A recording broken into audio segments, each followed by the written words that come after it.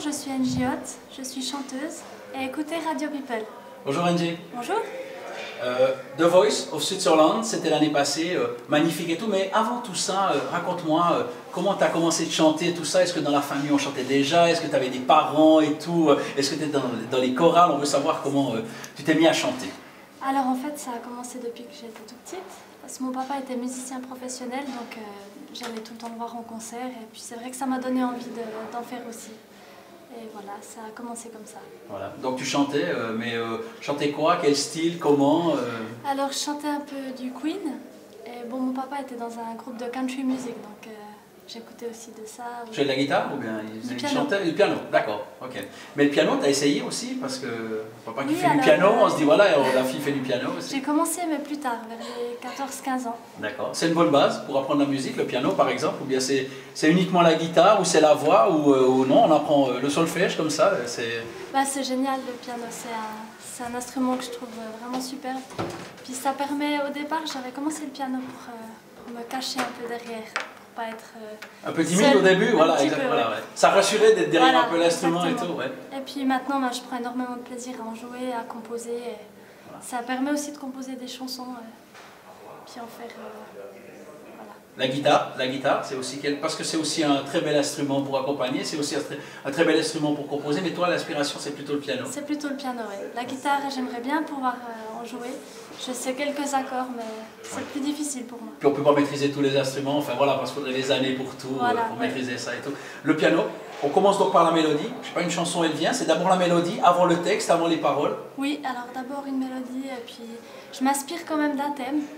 Et puis je compose la mélodie, et puis après on construit autour de ça. Plutôt romantique alors?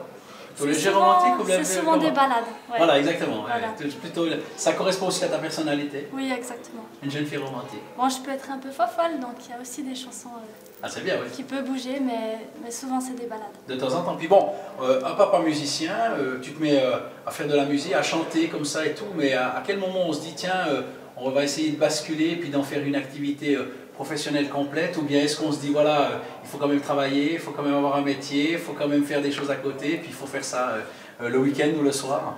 Alors mes parents m'ont toujours dit, tu peux faire de la musique, tu peux être chanteuse, mais il faut toujours faire un apprentissage avant, et puis travailler. Et puis après tu fais ce que tu veux. Puis c'est vrai que là je continue toujours à travailler, mais à un petit pourcentage, comme ça je peux faire vraiment de la musique à côté. Et ça me permet aussi de garder les pieds sur terre. Tu fais quoi à côté de la coiffeuse. musique? Voilà. Ah, d'accord, très bien. Puis c'est vrai d'être avec des gens toute la journée, ça inspire aussi. Si je faisais ça toute la journée de la musique, j'aurais peut-être pas autant d'inspiration. C'est une manière de changer les idées, de parler d'autres choses et tout, de se vider un peu la tête. Et puis après, quand on revient dans la musique, on a les idées un peu plus fraîches. C'est ça un peu? Ouais, ou bien des fois c'est le contraire. On rentre et puis on a envie de s'évader avec la musique pour... voilà. Voilà, très bien. La coiffure, alors, ça se passe bien? T'aimes ça? T'aimes couper les cheveux? T'es intéressé par ça pour aller plus loin, pour faire? Ou bien tu dis, voilà, ça c'est tranquille, moi, j'axe vraiment sur le fait de la musique? Alors j'adore mon métier, j'adore créer, j'adore être coiffeuse, mais c'est vrai que dans la coiffure, j'aimerais pas forcément aller plus loin que comme si c'était dans la musique. Dans la musique, si vraiment j'ai une opportunité, je partirai, je laisserai tout. Tu t'es rendu compte au moment de chanter que, quand tu dis les fautes que j'ai faites, ou c'est mieux comment ça? C'est autocritique, comment elle est? Sur le moment, quand la chanson se termine, tu te dis, ah là, il y a eu ça, ou... Mais là, ça allait encore. Après cette finale, j'étais contente. J'étais de toute façon très contente d'être arrivée jusque-là. Mais je me regarde pas parce que j'ai l'impression de reculer.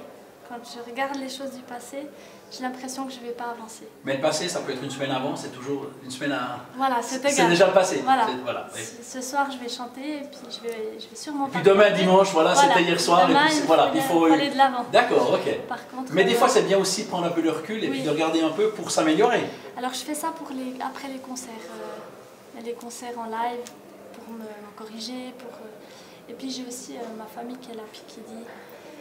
Après, il y a le débriefing. Voilà, quand on se retrouve autour de la table, alors voilà. Il y en a un qui regarde la tête, un qui regarde les pieds, un qui regarde les mains, un qui écoute. C'est comme ça. Ouais, c'est un peu comme ça. La famille, c'est important qu'ils soient tous autour de toi, qu'ils soient solidaires avec toi. Très important. Parce que la loge, elle est remplie. Là.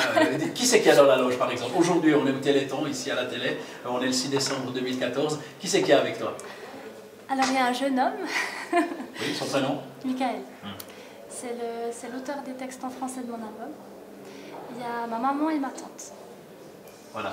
Toujours avec maman?